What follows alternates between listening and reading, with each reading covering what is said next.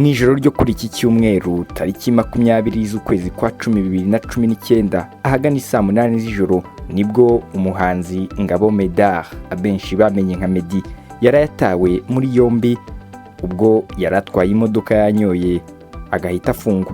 Umuvugizi wa polisi mu mujyi wa Kigali yatangaje ko uyu muhanzi ngo yarayafunzwe kubera gutwara yanyoye ibisindisha. Yafatiwe i Remera ahagana saa 8 z'ijoro.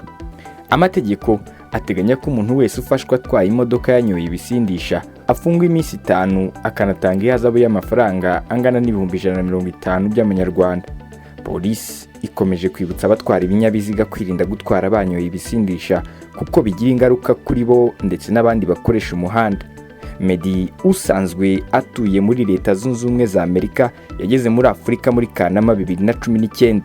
Yitabiriye igitaramo yagombaga gukorera muri Seychelles.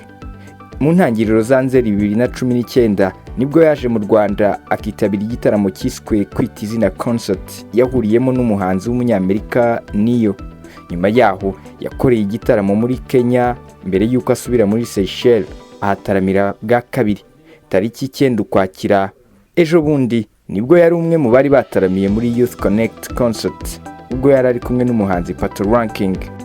Simeon Stizo Muhumuza, One Nation Radio, i Kigali.